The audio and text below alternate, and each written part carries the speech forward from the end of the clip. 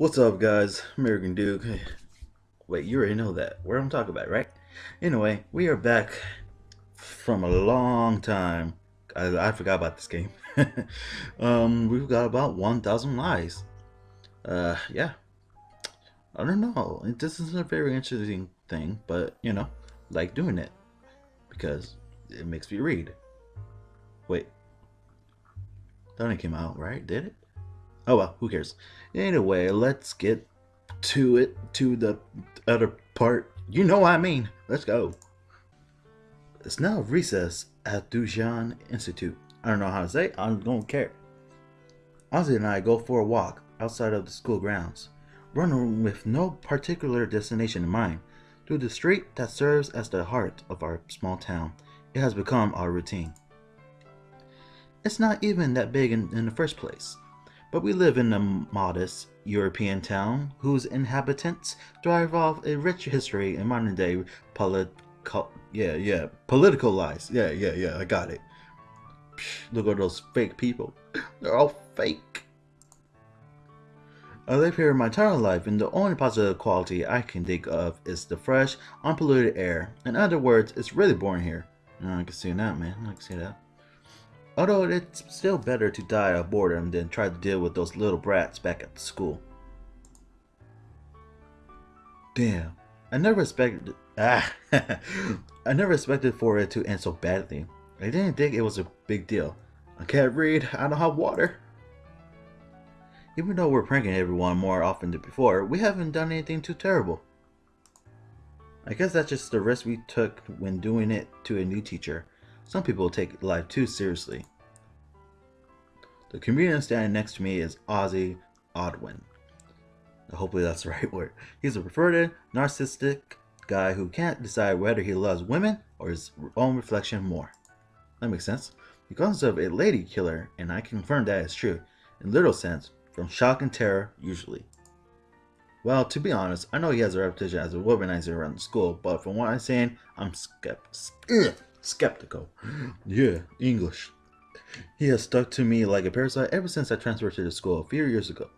Since then, just like with our little play, we wasted our time pulling pranks and being dumbasses together. I can see that. I'm just faking it, but he really has a natural talent for it. Messed up. Because of our infamous in whatever. Whatever that word is, I don't care. It's only a game. Nobody can take us seriously. That's why we're known as class clowns above all else. In all the years we've been studying here, we've never gone into any major trouble, just sometimes getting lectured or complained at.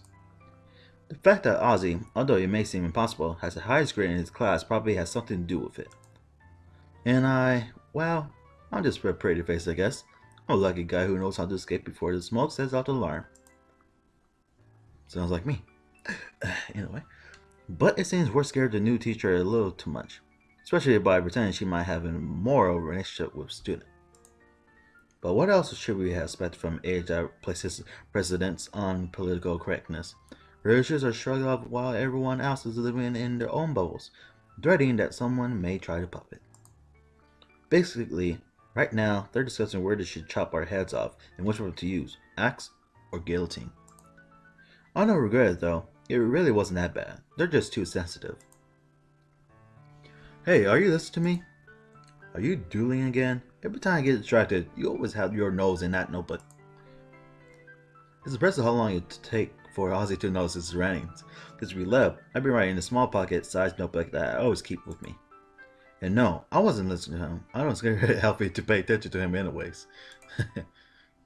I've asked you a couple times already, are you going to show me what you're writing eventually or not? We've been friends for like 6 years, still you never let me see it. I puffed and closed the notebook with my thumb and index finger. It's a question that I should expect by now, seeing as this fixation of mine usually catches everyone's attention at some point. No, it's not weird to write entries in the diary or to jot down ideas, neither of which was what I was doing. It's only because I do it so often that it's even noteworthy.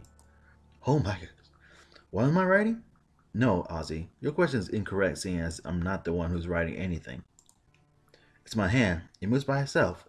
Every time I have the premonition of catastrophe, my finger themselves grab a feature into this notebook. I've been keeping it a secret because its power, if put in the wrong hands, could be used for evil. Catastrophe? Wait a second, are you shitting me? Catastrophe how? Am I in danger? My friend's verbosity suddenly accelerates within a second. Meanwhile, I opened the notebook to read what I had just written, then turn my gaze away and bite my lip. Hey, I don't like that face. What did you just read? I hope it's not something harmful to me. What the fudge? At that very moment, I shivered. It was as if lightning had struck me. With no control over my body, I write short sentences on a new page to rip it as the premonition finishes. Okay, now you're really freaking me out. What did you write? I I can't tell you. Hand it over. Ozzy snatches the crumpled sheet of paper away from me. Finally, while trying to keep a composure that he clearly lacks, he reads its contents. Your time is quickly approaching. Something worse than death will hunt you down. Oh, what the fudge? I'm a bad actor. I'm sorry. Yeah, I want to touch your shoulder. Why'd you jump? It's her. I forgot. Silva? I don't know. How are my favorite guys? I got good news. What kind of premonition is this, Cher? Well, I wrote about something worse than death, and Silva came along. I think it hit the mark. What are you talking about? And why do I get the feeling that it isn't good? Let's not get into the details. Cher was writing in his notebook again, and I wanted to know what it was, since he never tells us. Silva moves her gaze from Ozzy to me, blinding me with a sparkle shimmering in her eyes so brightly that it resembles a lighthouse. Nice. Oh, so Enyin was compulsively writing in his notebook again. Can I see what you wrote too, eh? Can I? Sheesh.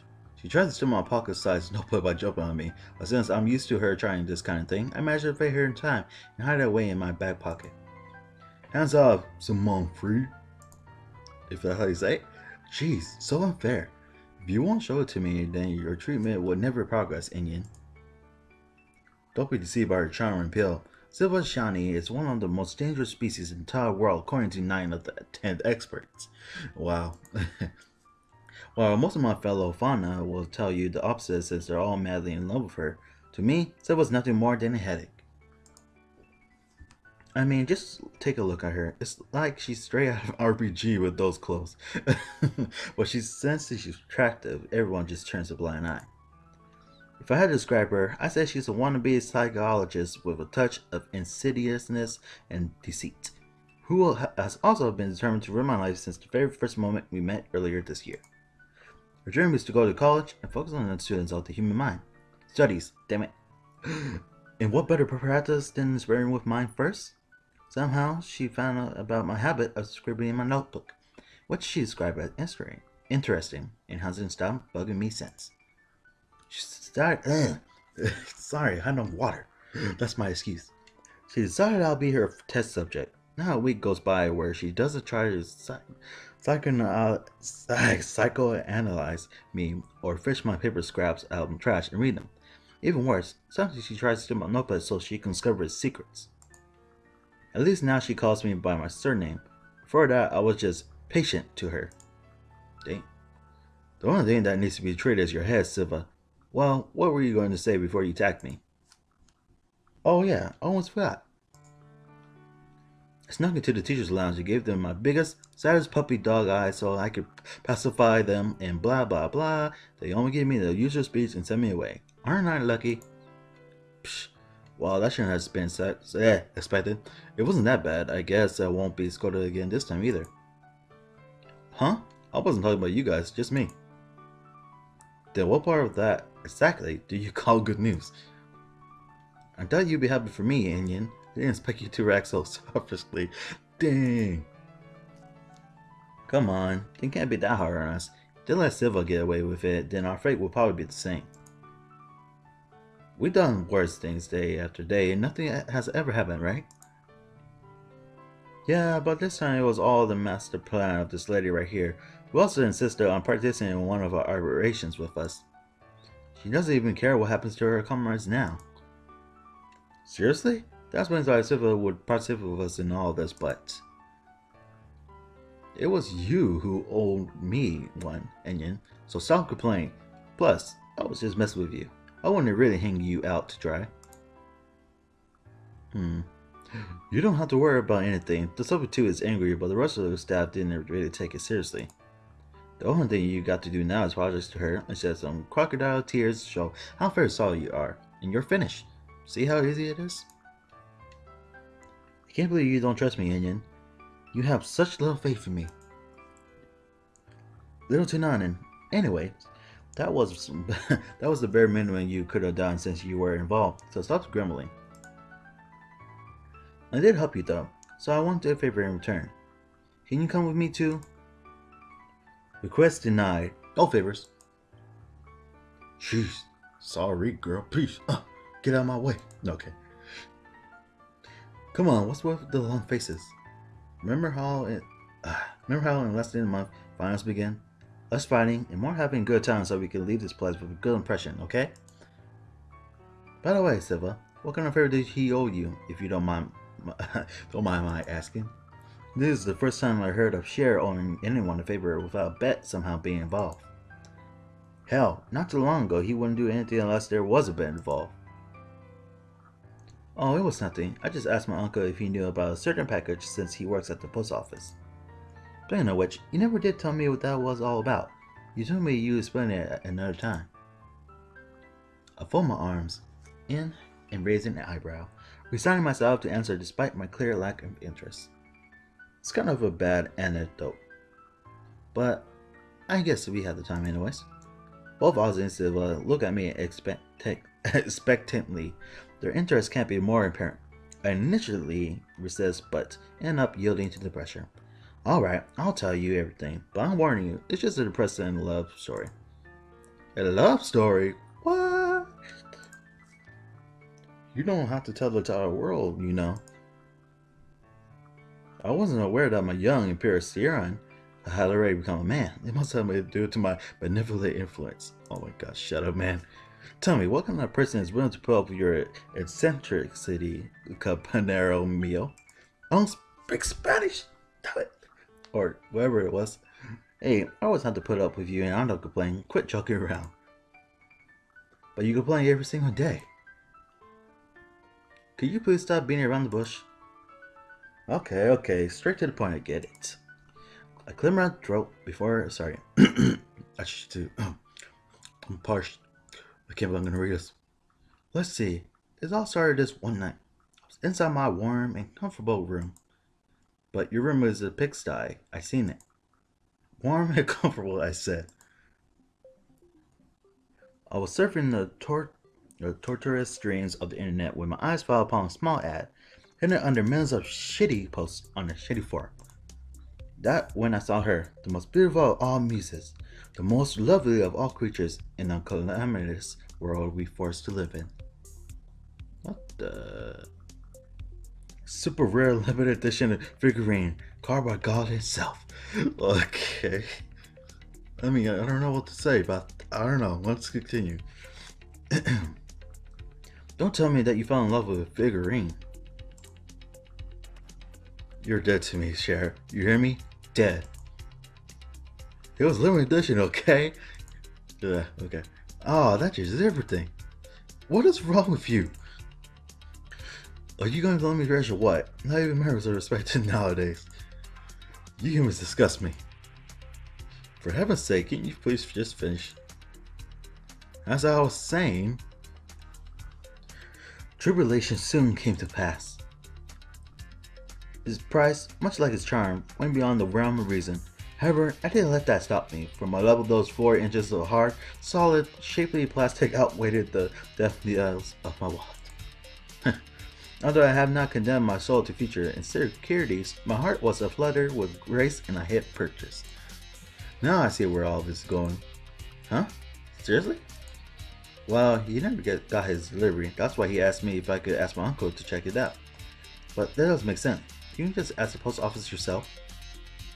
Here's the problem. I didn't order it under my name. I bought it with my dad's credit card without him knowing about it. Kind of. So I can't even pick it up. That's the drama I impose upon myself right now. You can leave your snot rags and tissues in the garbage to your left. Thank you very much. Now a round of applause. You stole your father's credit card. What a model son you are. Yeah, I'm not proud of it, you know. I regretted it afterwards. I plan on paying him back, but I can't do anything if they lost the package. Weirdest thing is how on the website I ordered it from, the shipping page instantly indicated that it was delivered, signed for and everything. How is that even possible? I don't know, but there's another mystery. Ozzy, your phone is one of the high-tech ones with internet stuff, right? Can you lend it to me? Sure. Give me a minute. Don't tell me you don't have internet on your phone in this day and age, Onion. Psh, whatever. My phone was more useful as a hammer than for communication. Yeah, that's what I say. Look at that biceps I got from carrying that thing around. The truth is that it broke not too long ago, and now I gotta buy a new one. But I'm lazy and in no hurry. I'll get a new one when the sale comes around. What an old timer. How is it even possible for someone to live without a smartphone nowadays? You could come back to the future anytime now, McFly. Whew. Catch my breath. Don't try to reason with him, Silva. He's a lost cause. That's so mean. Here you go, Cher. Do you know how to use it? Ozzy then shows me an app to check my email, with just like I asked him to. I enter my email address and password with ease on the touchpad, and open the very first email in my inbox before presenting the screen to my classmates. Is that a threat? The email says the following. From Harry, I don't care, to that guy. Not for everyone. Can the figurine really come to life and disappear? If you want to know the truth, go find it this Monday after class. Come to the playground in the deserted neighborhood. Good luck making your first decision. After both of them read it, I hand the phone back to its owner while he's still in shock. What's this supposed to mean? That's what I'd like to know. It's almost like someone's challenged me to a duel. This is insane. You ordered Figurine. You didn't kill anybody. You didn't kill anybody, right? A lot of people every single day. I haven't been a professional hitman for the last 13 years for nothing. Don't look at me like that. Of course I haven't. Yet. So who's this Harry H, if I might ask? Don't ask me. I don't know any Harrys. Not to mention that he used one of those free emails that anybody can create. So there's really no way for me to know. What are you gonna do? I can't see the police investigating the kidnapping of Ballastic Figurine. It must be some kind of joke. Some internet friend must have known about it and decided to pull a prank on me. You're just going to ignore it? Of course. I'm not stupid. Aren't you curious? I'd like you to take a peek, but I wouldn't want to go along either, just in case. I can live without knowing. I'm just upset that someone would pull a prank like this after my loss. Doesn't anybody respect true love these days? Whatever, man. That's the problem with you, Onion. Everything outside of your comfort zone bothers you. Preparing a surprise party for you must be hell. If it's just a joke, then you should laugh about it. Maybe even go out there. It could be fun. What could go wrong, eh? Was she Canadian? I have nothing against surprises, but when nothing goes my way, then of course it's gonna upset me. Anyways, how do you manage turning this into an impromptu therapy session? Just so you know, I hate you. Me? Therapy? What makes you think that? In fact, we could change subjects and talk about something more interesting. For instance, did you notice that during the anecdote you shared with us, you displayed symptoms of kleptomania, compulsive buying disorder, and paraphilia? You don't have a smartphone? That's the worst part, by far. Damn. I don't have a cell phone, so I don't have to talk to you outside of school. And why do you care? The important thing is how everything goes wrong for me and you aren't happy. Well, we got enough time here. Try to head back to the classroom now. With the intention of leaving before Silva has a chance to toss me on the couch, Ozzy starts me with a question. Hey, sure, before we go, I'll let you know one thing. If that nose doesn't make you clarify? Sorry, what does? chuckled in response. I write two short notes on different pages, and I turn them off, handing the first one to Ozzy. I'll give you a hint. It isn't actually clairvoyance, whatever, but something similar. I pat him on the arm, bidding him farewell, and leaving him behind as he reads the note out loud in a hushed voice. You don't have to flirt with Siva while I'm looking away. What do you mean? This is more like advice and premonition. Bad advice at that. Did you say my name? Did he write something about me? Let me see it. Maybe I could come up with some symptoms Indian shows using my detective abilities. Speaking of symptoms, how are yours, Siva? What do you mean? That love sickness you suffered during our little play. Pops that you suffered some after effects, you know. And I just so happen to know of a good remedy. Oh, now Ozzy is delirious. That's cute. We'll treat that some other time, okay? Siva walks away, leaving the long reject behind as he puts his hand in his pockets and sighs. And then that he finds the second scrap of paper that I wrote, which I had slipped into his right pocket without him noticing. Because you're turning you down anyways. Impossible. It's unfair that you can predict these and share. You won this time. Ah, we made it. And that is the end of that. Well, thank you guys again. You know how it is. Don't forget to leave a like, subscribe. Don't forget to share this video around. Hold on, this epic music. Hold on. What? What are we going to do? Alright, I'm trying to end this. Anyways, thank you guys, and we'll see you next time.